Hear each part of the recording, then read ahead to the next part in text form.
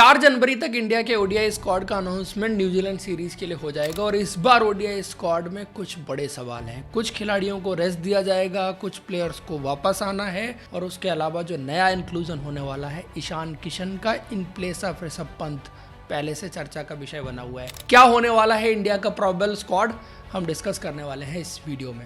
सबसे पहला सबसे बड़ा सवाल जो कप्तानी के साथ भी शुरू होता है। हालांकि ये बात कंफर्म है कि शुभमन गिल आएंगे और शुभमन गिल ही कप्तान होंगे, लेकिन अब ये बात उठने लग गई है कि अगर रोहित शर्मा 2027 का वर्ल्ड कप खेल रहे हैं तो वो कप्तान क्यों नहीं होने चाहिए। उनके जैसा एक्सपीरियंस कैप्टन टीम में होने के बावजूद किसी और की कप्तानी में खेले, और शुभमन गिल की कप्तानी ओडीआई क्रिकेट में आईपीएल में जिस तरह की रही है वो भी एक बहुत बड़ा सवाल अभी इंडियन टीम के सामने रहेगा। लेकिन ये बात पक्की है कि शुभमन गिल आ रहे हैं, वो कैप्टन के रूप में आ रहे हैं और उनके साथ रोहित शर्मा, ये 2 ओपनर हो जाते हैं। तो पहले 2 प्लेयर तो ये हो गए, तीसरे हो गए विराट कोहली।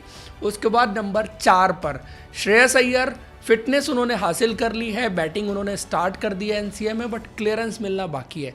उनके लिए कहा जा रहा है कि टच एंड गो है, उनकी वापसी हो भी सकती है और उनकी वापसी नहीं भी हो सकती है। अगर उनकी वापसी हुई तो फिर जो तिलक वर्मा खेल रहे थे वो बाहर चले जाएंगे, लेकिन ऋतुराज गायकवाड़ अपनी जगह बना के रखेंगे। चौथे प्लेयर श्रेयस अय्यर हो गए अगर वो वापस आ रहे हैं, अगर नहीं आए तो फिर तिलक वर्मा अपनी जगह बचा जाएंगे। 5वें प्लेयर हो गए ऋतुराज गायकवाड़, क्योंकि ऋतुराज गायकवाड़ ने सेंचुरी भी लगाई थी। फिर ऋतुराज गायकवाड़ की यूटिलिटी डुअल है इस टीम में, एक तो नंबर 4 पे बल्लेबाजी कर सकते हैं, दूसरा बैकअप ओपनर के रूप में भी उनको देखा जा सकता है। तो टीम हमेशा ऐसा प्लेयर प्रेफर करना चाहती है जो कम से कम 2 रोल अगर 11 में खेल रहा है तब खेल ले, या 15 में है तो 2 जगह का ऑप्शन देता हो। इसका नुकसान एक प्लेयर को होने वाला है, वो होने वाला है यशस्वी जायसवाल को, क्योंकि वो एज ए बैकअप ओपनर अभी तक टीम के साथ थे, लेकिन अब सिनारियो बदल गया है। शायद उनको अपनी जगह वनडे क्रिकेट में भी गंवानी पड़ेगी। उसके बाद छठे प्लेयर केएल राहुल। अब केएल राहुल तो एक विकेट कीपर बैट्समैन हो गए, लेकिन चर्चा हो रही है दूसरे विकेट कीपर बैट्समैन को लेकर। लास्ट सीरीज जो हुई थी उसमें 3 विकेट कीपर बैट्समैन थे, एक थे ऋषभ पंत और उसके अलावा थे ध्रुव जोरेल। अब इन 3 में से चौथा नाम और आ गया है, चौथा नाम है ईशान किशन का। अब इसका मतलब यह है कि 2 विकेट कीपर बैट्समैन हटाए जाएंगे, सिर्फ ऋषभ पंत को नहीं हटाया जाएगा, ध्रुव जोरेल को भी हटाया जाएगा। और कैसे हटाया जाएगा, ना तो ऋषभ पंत ने कोई मैच खेला, ना ध्रुव जोरेल ने कोई मैच खेला, और किस बेसिस पर आप ईशान किशन को यहाँ पे ले आएंगे। अगर ऋषभ पंत के साथ उनका नेक टू नेक कंपैरिजन किया जाए तो ऋषभ पंत ने जो एक गेम खेला लिस्ट ए क्रिकेट में, वहाँ पर उन्होंने भी 79 रन बनाए, उन्होंने भी एक अच्छी पारी खेली, बट उनका सैयद मुश्ताक अली अच्छा था तो उनको T20 की टीम में शामिल कर लिया गया, वहाँ तक तो फेयर था। बट वनडे की टीम में चाहे ऋषभ पंत को हटाना हो, चाहे ध्रुव जोरेल को भी हटाना हो, क्योंकि ध्रुव जोरेल को भी आप एक फ्यूचर प्लानिंग के तहत लेके आए थे, बट सडनली ये यू टर्न क्यों लेना पड़ रहा है। बट खबर ये है कि ईशान किशन की वापसी हो रही है और ध्रुव जोरेल एंड ऋषभ पंत ये दोनों खिलाड़ी आपकी 15 से बाहर जाने वाले हैं। 7 प्लेयर हो गए। उसके बाद नीतीश कुमार रेड्डी अपनी जगह बचाएंगे ही, और अब उनकी इंपॉर्टेंस ज़्यादा बढ़ जाती है क्योंकि हार्दिक पांड्या नहीं खेलेंगे, और उसके अलावा जो बाकी आपके 3 फास्ट बॉलर हैं जो T20 वर्ल्ड कप में हैं वो नहीं खेलने वाले हैं। मतलब जसप्रीत बुमराह, अर्शदीप सिंह और हर्षित राणा, जो कि वनडे क्रिकेट में भी इंडिया के फास्ट बॉलर थे, जो लास्ट सीरीज इंडिया ने खेली थी, तो इनकी जगह पर नए प्लेयर्स आएंगे। तो 8 प्लेयर नीतीश कुमार रेड्डी हो गए। देन एक और डिबेट है, अक्षर पटेल वर्सेस रविंद्र जडेजा। अब हो सकता है कि अक्षर पटेल यहाँ भी ना खेलें, लास्ट सीरीज में नहीं थे तो रविंद्र जडेजा के लिए जगह आसानी से बन गई थी। उससे पहले रविंद्र जडेजा को रेस्ट कराया गया था, बोला गया था कि रविंद्र जडेजा को रेस्ट कराया गया था, लेकिन क्या ये रेस्ट है? दोनों आपस में एक सीरीज वो एक सीरीज ये इस तरह करके स्वैप करके खेल रहे हैं। अब इस सीरीज में कौन खेलेगा ये बहुत इंटरेस्टिंग रहेगा देखना, बट ज़्यादा पॉसिबिलिटी अभी रविंद्र जडेजा की है, क्योंकि अक्षर पटेल T20 वर्ल्ड कप का भी पार्ट है, और जो प्लेयर T20 वर्ल्ड कप के स्क्वाड में हैं उसमें से ज़्यादातर प्लेयर आपको इस सीरीज में नहीं दिखेंगे, इसीलिए रविंद्र जडेजा की पॉसिबिलिटी ज़्यादा है। देन अगला ही प्लेयर फिर वाशिंगटन सुंदर, जो कि 10वें प्लेयर होंगे इस टीम में, लेकिन वाशिंगटन सुंदर चूंकि मेन प्लेइंग 11 में नहीं खेलते और वहाँ भी T20 के सेटअप में उनको खेलने का उतना मौका नहीं मिल पाएगा, तो उनको गेम टाइम चाहिए। इस वजह से आप देखेंगे कि यहाँ पर वाशिंगटन सुंदर आपको वनडे की टीम में अपनी जगह बचाते हुए दिखेंगे, और इंडिया को प्लेइंग 11 में वैसे भी 3 स्पिनर चाहिए होंगे, तो फिर वाशिंगटन सुंदर को आपको रखना ही पड़ेगा हर हाल में। देन उसके बाद 11वें प्लेयर की बात की जाए तो कुलदीप यादव, उस पर तो कोई डिबेट और डिस्कशन होना ही नहीं है।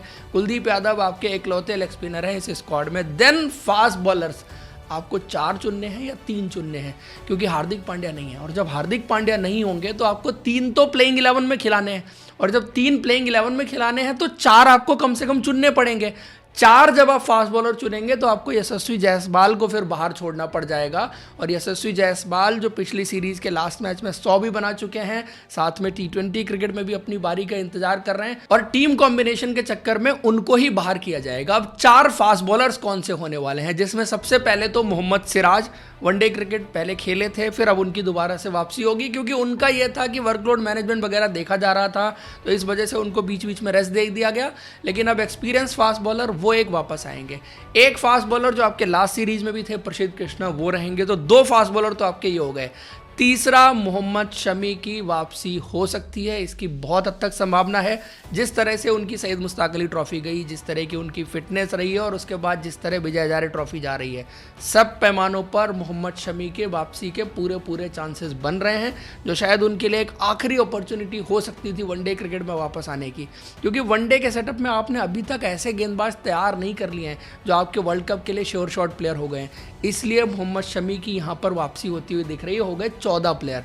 15वां प्लेयर किसी यंग इंडियन फास्ट बॉलर को मौका मिल सकता है, और इसमें जो नाम निकल करके आ रहा है वो है अंशुल कंबोज का। अंशुल कंबोज की जिस तरह से सैयद मुश्ताक अली ट्रॉफी गई, और उसके बाद विजय हजारे ट्रॉफी में जो लास्ट मैच ही था, वहां पर उन्होंने 30 रन दे के 3 विकेट हासिल किए अपने 10 ओवर के स्पेल में, और कमाल की गेंदबाजी उन्होंने की।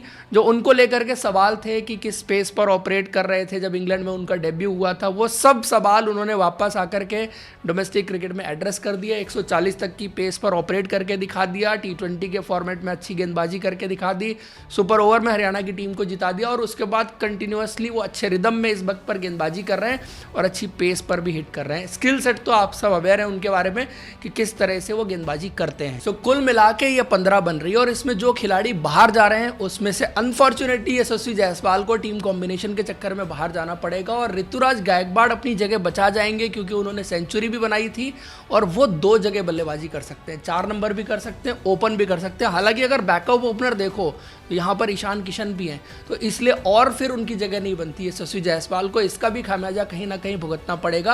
और इसके अलावा जो एक और प्लेयर बाहर जा रहा है इस टीम से, वो है तिलक वर्मा।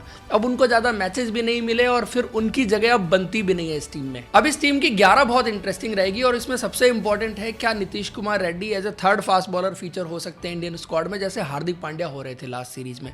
वो एक बहुत बड़ा सवाल रहेगा, तो शायद यशस्वी जायसवाल के लिए जगह बन जाए। अदरवाइज अगर नीतीश कुमार रेड्डी आपके 3rd फास्ट बॉलर नहीं हो सकते, जो कि नहीं हो सकते जिस तरह की गेंदबाजी अभी तक उन्होंने की है और जिस तरह का कॉन्फिडेंस वो लेके आते हैं, तो आपको कम से कम 3 फास्ट बॉलर आपकी प्लेइंग 11 में चाहिए। तो इंडिया का कॉम्बिनेशन काफ़ी हद तक बदलने वाला है, जिसकी वजह से 4 फास्ट बॉलर मैंडेटरी हो जाते हैं इंडिया के स्क्वाड में। तो दोस्तों ये कुछ 15 इंडिया की बन रही है। आप लोग को क्या लगता है इसमें से कौन से प्लेयर होंगे, कौन से नहीं होंगे, कमेंट करके बताइए अपनी 15 भी। साथ में हमें इंस्टाग्राम पर जरूर फॉलो कर लीजिए अगर अभी तक आपने नहीं किया है। वीडियो को लाइक एंड चैनल को सब्सक्राइब करिए। Thank you and see you in next video.